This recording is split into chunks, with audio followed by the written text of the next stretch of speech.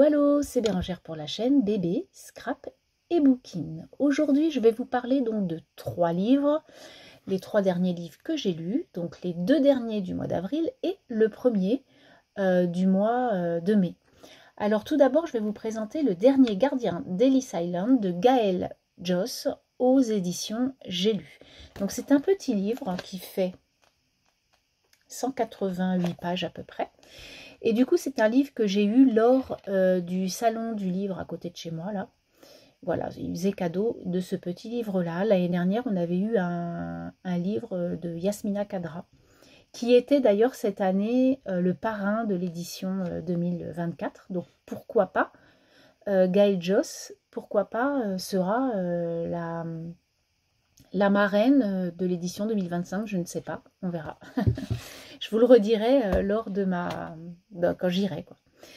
Donc, pour le petit marque-page, j'ai fait ça. Donc, j'y ai mis un petit pompon bleu. Alors, j'ai fait bleu parce que le titre de ce livre est en bleu. Donc, du coup, voilà, j'avais envie de bleu avec écrit « Ticket souvenir » parce que là, on va parler de souvenirs dans ce livre. Alors, en fait, on va être avec le protagoniste qui s'appelle John Mitchell. Et ce John Mitchell, ça va être le dernier jour qu'il va vivre sur Ellis Island. Il faut savoir que Ellis Island était un lieu depuis 1800... Alors attendez, je vais le lire là. Depuis 1892 jusqu'en novembre 1954, c'était le lieu où tous les émigrants qui voulaient rentrer sur le sol américain transitaient. C'est-à-dire que tous les bateaux qui arrivaient d'Europe devaient s'arrêter obligatoirement à Ellis Island. Et là, il y avait un tri. Donc, il y avait des gens qui pouvaient donc rentrer sur cette île, mais il y en a d'autres qui repartaient dans leur bateau en Europe. Voilà donc Ellis Island en 2-2 ce que c'est. Donc Ellis Island, on le connaît parce que aujourd'hui il y a la statue de la liberté dessus, donc c'est voilà. Et en fait, c'est pas une prison, mais c'est un lieu transitoire. Donc du coup, il y avait quand même, c'était un peu un lieu fermé. Et là-dedans, on va dire, c'était un grand entrepôt. Eh bien, ils y ont fait un musée. Voilà, avec tout ce qui parle d'immigration. Voilà, il y avait des photos. On va en reparler dans ce livre parce que dans ce livre, il y a vraiment des personnes fictives, mais il y a aussi de vrais personnages. Et le photographe qu'il y a à l'intérieur de ce livre a vraiment existé. Donc Gaël Josse a repris certaines personnes vraiment qui ont vraiment vécu ça. Donc là, nous allons être avec John Mitchell qui a commencé sa carrière là. Et donc c'est le dernier jour, c'est lui qui est aujourd'hui directeur des lieux et il va donc donner le dernier coup de cloche et le dernier coup de clé, on va dire, pour fermer donc cet entrepôt. Et du coup c'est fini. Je pense que c'était sûrement, j'ai pas été plus loin, mais ça a dû être quelque chose de politique, hein. Ils ont dû fermer ça à un moment donné. Donc je ne sais pas qui a donné l'ordre d'eux, mais en tout cas je pense que c'est plutôt quelque chose comme ça. Et donc du coup, en fait, John Mitchell va nous parler de sa vie sur cette île avec tous les gens qu'il a pu rencontrer et comment ça se passait, donc qui il a rencontré, avec qui il était marié. Donc il a été marié, il y avait sa femme qui était infirmière, qui a vécu donc sur cette île avec sa femme. Et puis il a connu des personnages où il a vécu des choses quand même assez profondes avec ces gens-là. Et du coup, voilà, on va être avec ses collègues de travail, etc. Et il va nous parler de tout ça. Et c'est super intéressant parce que moi, je l'ai dû l'apprendre à l'école, hein, parce que ça me disait quelque chose. En plus, dans un autre livre, j'en avais déjà entendu parler, c'est dans Merci Grizzy, Thank You de Julien Sandrel. On en avait entendu parler puisque la protagoniste a fait donc c'est dans le début 1900 et elle était toute petite en fait et elle était dans cet entrepôt. Donc voilà, ça m'a fait repenser à ce livre-là. Et du coup là, vraiment, c'est très très bien expliqué et c'est super intéressant parce que c'est l'histoire en fait, hein, c'est pas notre histoire, mais c'est l'histoire, voilà, des lieux que l'on ne connaît pas vraiment et c'est super intéressant. Donc voilà, le dernier gardien d'Ellis Island. Donc John a été gardien et, comme je vous ai dit, a fini directeur. Donc bon, il n'a pas toujours été droit dans ses souliers, il a eu des passe-droits, voilà. Est-ce qu'il a regretté, est-ce qu'il était content, il a joué de son rang en fait, hein. Et du coup, il va nous expliquer tout ça dans ce livre qui était vraiment... voilà, j'ai bien aimé ce livre. Je ne connaissais pas Gaël Josse. J'aime beaucoup son écriture. Voilà, c'est très fluide, c'est très compréhensif. Le vocabulaire est simple, mais très très bien. Ça fait 190 pages à peu près, un peu moins. Donc, un tout petit livre qui se lit très très facilement. Ensuite, j'ai lu La Petite Bonne de Bérénice Pichat aux éditions Les Avrils. Et donc, Augustin Trapenard de la Grande Librairie nous dit « Un suspense extraordinaire, un livre qui va vous marquer ». Donc, voilà le livre en question. On en entend de plus en plus parler sur les réseaux sociaux. J'y ai mis dans ce livre le marque-page Les Avrils que m'avait offert le libraire. Donc, je l'ai laissé dedans. C'était parfait. Et donc là, eh bien, un très très bon livre, une excellente lecture. J'ai passé un très très bon moment. Donc ça va être un livre en huis clos, en fait. On va être avec une jeune femme que l'on va appeler la Petite Bonne et qui va donc travailler dans plusieurs maisons, comme sa mère, comme sa grand-mère l'ont fait. Et du coup, un jour, il va y avoir donc elle va travailler chez plusieurs personnes, dont les Daniel. Et un jour, Madame Daniel, du coup, lui dit ce week-end, j'aimerais que vous restiez là tout le week-end parce que j'ai quelque chose à faire et j'aimerais que vous gardiez mon mari.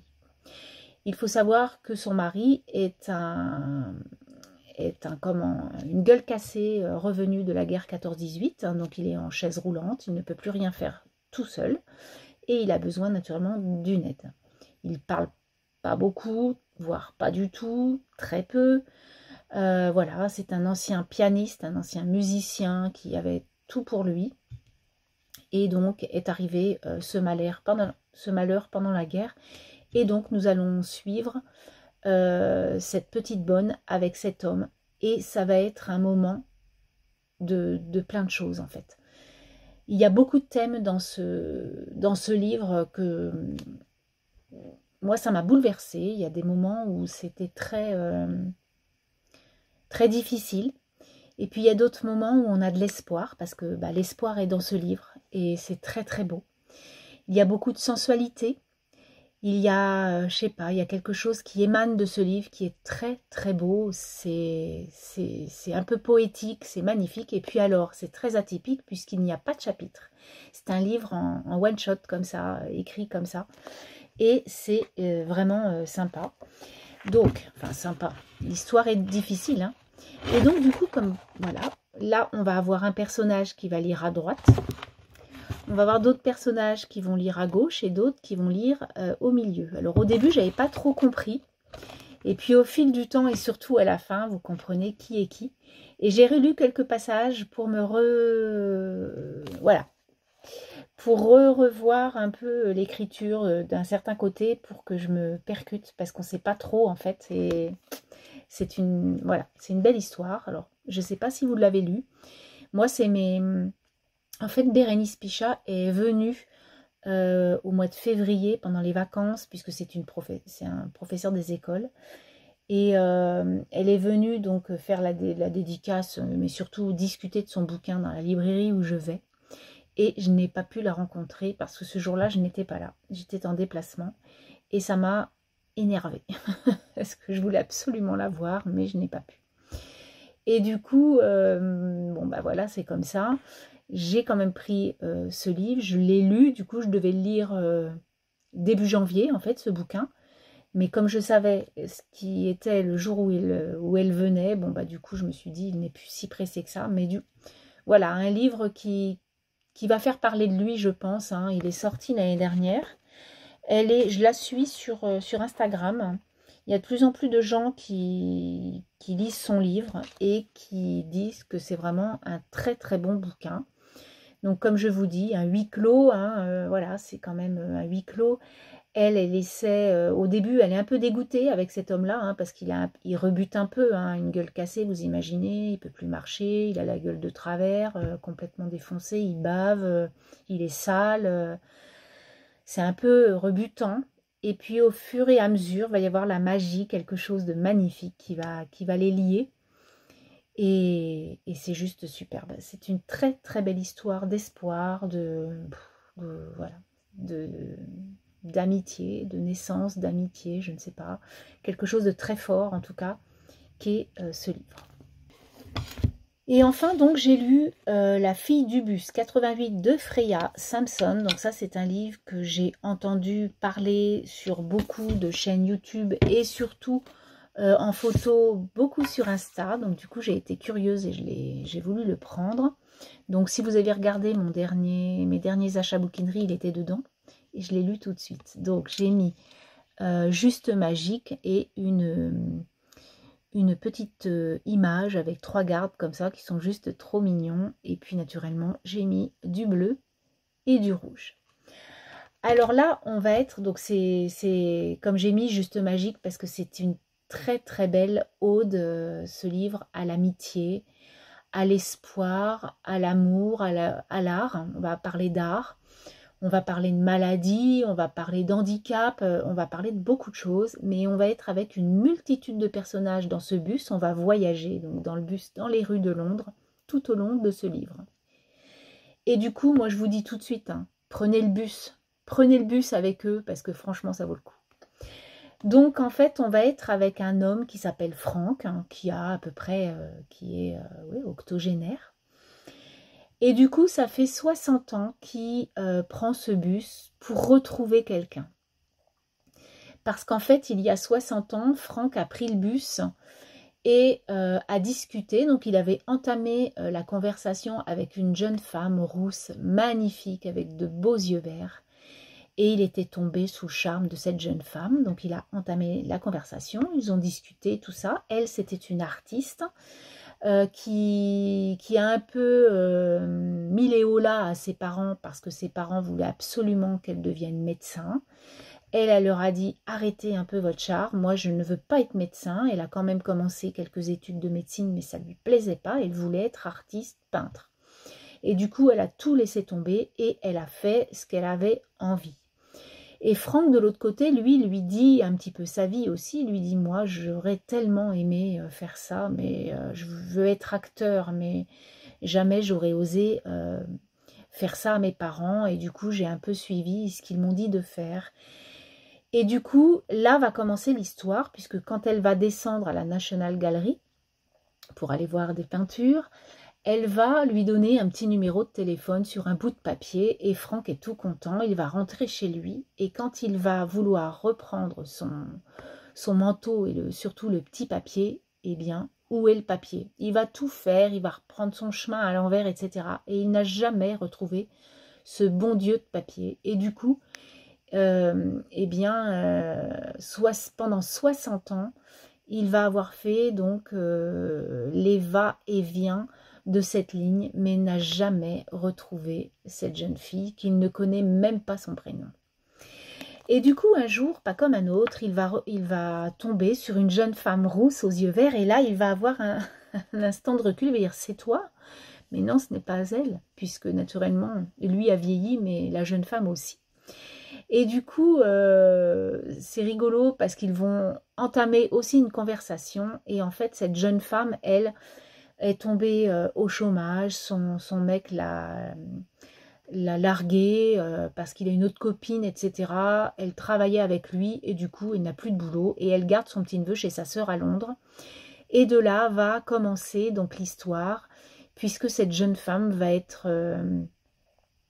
charmée par l'histoire de Franck, hein, donc elle s'appelle Libby, et elle va aider Franck à retrouver cette femme. Mais il ne va pas y avoir que ces gens-là, il ne va pas y avoir que ces deux protagonistes-là, on va avoir beaucoup d'autres personnes. Il va y avoir Dylan, hein, qui est un punk, agent de soins, enfin comment on appelle ça, ah mince, aide à domicile quoi. Et du coup, voilà, ces personnages, il va y avoir encore une autre personne, et tout ça va faire que Franck va être aidé pour retrouver la personne dont il a toujours voulu connaître, mais surtout il voudrait connaître son histoire en fait. Et ça va être tout ça, et je vous dis, on va se promener dans Londres avec toutes ces rues, tous ces lieux que l'on connaît naturellement. Et c'est vraiment une très très belle histoire.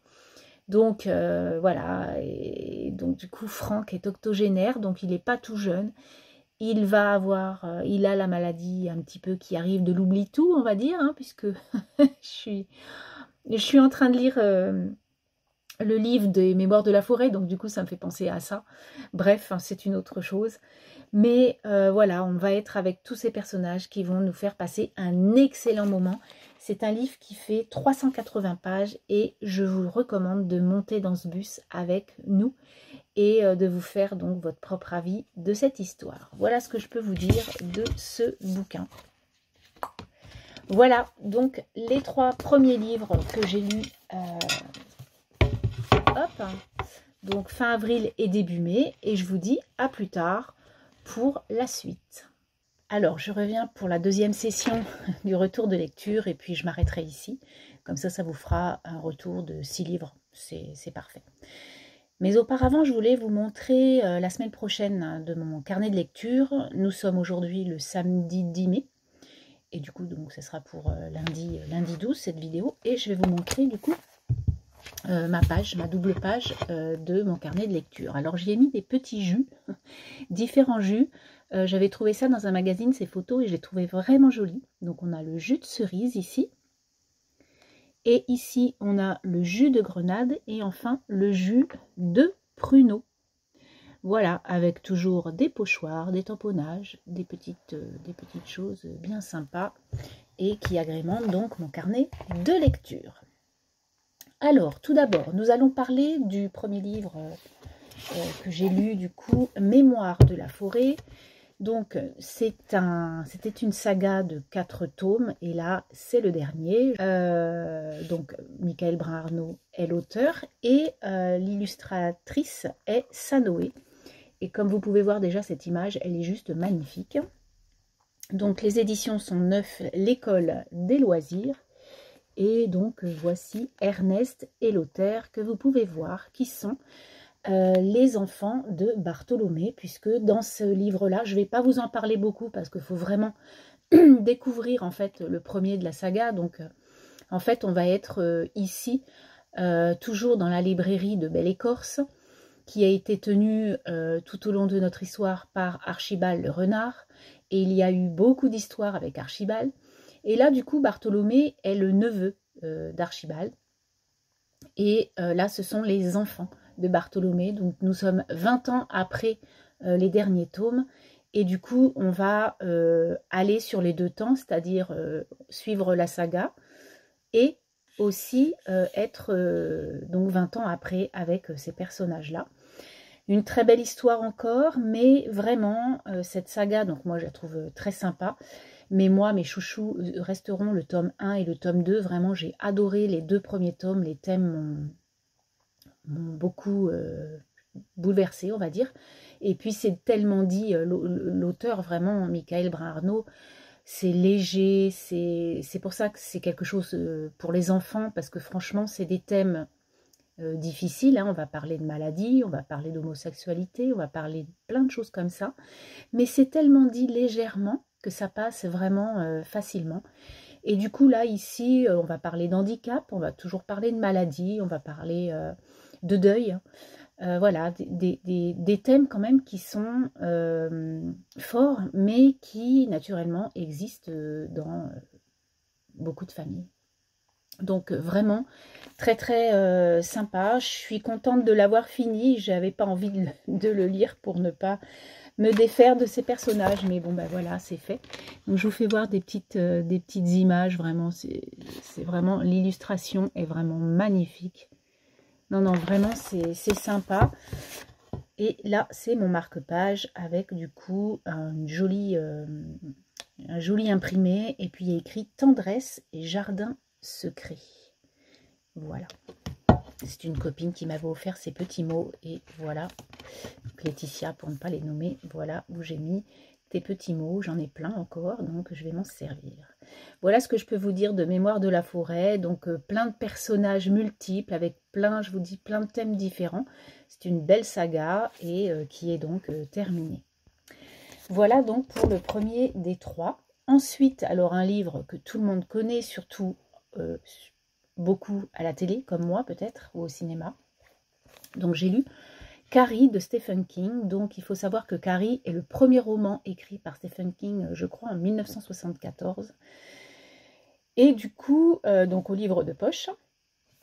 Donc c'est un petit bouquin, hein, il fait à peine 300 pages. J'y ai mis ce marque-page là que je trouve sympa, donc un peu de rouge bien sûr, avec écrit « Chut, je lis » et une femme avec une bibliothèque dans la tête. Je trouve que cette image est magnifique. Donc Carrie, comment vous dire que je ne vais pas trop vous expliquer parce que je me dis que tout le monde connaît Carrie, quoi. Donc Carrie, c'est une jeune femme télékinésiste, kinétélésique, voilà. Donc en fait, c'est quelqu'un qui bouge les objets avec une force mentale, en fait. Et du coup, depuis toute petite, c'est une jeune fille qui est harcelée. Harcelée parce qu'elle est différente des autres par rapport à ses vêtements, par rapport à son attitude, par rapport à beaucoup de choses. Et tout le monde la déteste, tout le monde se moque d'elle, tout le monde est toujours après elle. C'est la tête de turc de l'école. Mais elle a une maman, donc elle a un papa qui est décédé, et une maman qui est une fanatique religieuse, on va dire. Il y a des croix partout chez elle, elle est tout le temps en train de lire la Bible, de lire des versets, voilà. Et elle est violente. Elle est très très violente envers Carrie. C'est une horreur, cette femme, elle est vraiment folle alliée. Et du coup, en fait, Carrie, donc, emmagasine ses humiliations par rapport à ses amis, enfin, ses camarades de classe, on va dire. Ça a toujours été ça, sa vie. Et puis, un jour, pas comme un autre, arriva ce qui arriva, Carrie White va jouer de sa télékinésie et l'horreur va s'installer dans la ville. Donc ça va être le soir du bal de printemps. Elle a été invitée par un copain parce que sa copine lui a demandé, en fait, parce qu'il y a eu quelque chose où la copine a culpabilisé, en fait. Ils ont fait quelque chose à Carrie à l'école et elle était un peu coupable, entre guillemets. Elle n'a pas compris pourquoi elle a fait ça et du coup, pour se racheter, elle a voulu que son copain invite Carrie White au bal, puisqu'elle sait très bien que personne ne l'aurait invitée. Et du coup, c'est fait, mais il y a encore des âmes méchantes, horribles, en fait. Et du coup, Carrie pète les plombs et c'est l'horreur qui va s'installer dans cette ville. Voilà, donc l'histoire de Carrie, c'est bien écrit, moi j'aime beaucoup. Et puis même si je l'avais déjà vu plusieurs fois à la télé, eh bien je me suis replongée un petit peu dans ce bouquin. Donc ça c'est un livre que j'ai fait en lecture commune avec Étienne et Gilles, hein, mes deux compères de lecture. On va se faire les Stephen King petit à petit, donc ce sont deux férus de Stephen King. Moi j'en ai lu 2 dans ma vie, donc voilà, j'aime beaucoup Stephen King parce que j'ai vu beaucoup de ses adaptations au cinéma et surtout à la télé. Mais j'en ai pas lu des caisses, comme je vous dis, et du coup j'ai envie de les lire, mais dans l'ordre croissant de ses écrits, c'est-à-dire que celui-ci c'est le premier. Et là j'ai été me commander Salem, nous allons le lire je pense le mois prochain. Et après c'est Shining, donc voilà, que l'on a vu et connu, que l'on connaît aussi à la télé. Voilà donc le deuxième bouquin. Et enfin, je viens de terminer, comme je vous ai dit, j'ai lu Ne le dis pas à maman. Donc là, il n'y a pas de marque-page parce que c'est un livre que ma fille a trouvé dans une cabane à livres. C'est un livre, je crois, aux éditions France Loisirs. Donc, c'est Tony McGuire qui l'a écrit. Et il y a écrit là, en bas, les abus d'un père, la trahison d'une mère. Et là, j'ai passé 3 jours à lire ce livre et 3 jours d'horreur et de colère. Donc, on va parler d'inceste, hein, ça va être le sujet premier de ce livre, d'inceste, mais aussi de violence envers ses enfants. Donc en fait, au début, nous allons être avec Tony, qui est une jeune femme qui est au chevet de sa maman, parce que sa maman est en train de mourir. Et du coup, elle va nous raconter son histoire. Et son histoire, c'est donc l'histoire d'Antoinette, cette petite fille, qui a été violée dès l'âge de 6 ans par son papa, mais que sa mère adulait en fait. Sa mère adorait son père, elle était... on aurait dit, enfin je sais pas, quand on en parle, en fait, quand Tony McGuire nous parle de cette femme, on dirait qu'elle est encensée en fait par cet homme. Et je sais pas, j'ai pas l'impression qu'elle voit les horreurs qu'il fait subir à sa fille. Je j'ai pas compris en fait. J'étais dans une colère, mais dans une colère parce que en fait, ça c'est quelque chose que beaucoup d'entre nous, voilà, qui vont écouter cette vidéo seront pareils que moi. Franchement, c'est horrible. C'est horrible. Une petite fille de 6 ans jusqu'à ses 14 ans a été violée et violentée par son père. Mais quel ignoble personnage, quoi. Donc là, on va être dans les années 50, 60. Cette petite fille, elle avait honte d'elle. C'était elle la victime, mais elle avait honte. Elle n'en parlait à personne. Elle était toute seule. C'est une petite fille qui était gentille, qui marchait super bien à l'école, quelqu'un de très, très, très intelligente. Et son père l'a détruit. Et sa mère aussi, du coup. Et voilà l'histoire de cette petite Antoinette qui va nous être décrite donc par elle-même lorsqu'elle sera grande. Et elle veut enterrer en fait cette petite fille et elle veut vivre sous le nom de Tony parce que c'est une tante à elle, je crois, qui l'avait appelée comme ça et elle trouvait que c'était charmant. Et comme son papa l'appelait Antoinette, elle ne veut vraiment plus entendre ce nom de quelconque. Voilà ce que je peux vous dire. Moi, ça m'a bouleversée, ça m'a vraiment beaucoup, beaucoup bouleversée. Et surtout, j'ai été très, très en colère après la lecture de ce livre. Donc voilà les 3 derniers livres que j'ai lus donc là, au mois de mai, là, début mai. Et je suis en train de lire, donc je vous en reparlerai dans la prochaine vidéo. Donc je suis en train de lire Les Chaloupes de Janine Boissard, dont c'est un livre, enfin c'est 2 livres, puisque c'est une duologie qui m'ont été offerts lors de mon anniversaire par Marie-Noël. Et du coup, merci beaucoup Marie-Noël, je sais que tu regardes quelques vidéos, j'espère que tu pourras la voir et j'expliquerai un petit peu mes ressentis par rapport à ton livre. En tout cas, moi je vais vous laisser, je vous souhaite une belle journée, une belle semaine. Dites-moi si vous avez lu un livre ou s'il y en a un qui sort un peu enfin, que vous aimeriez lire, pourquoi pas. Et je vous souhaite donc de bonnes lectures et puis amusez-vous, portez-vous bien, plein de belles choses. À bientôt.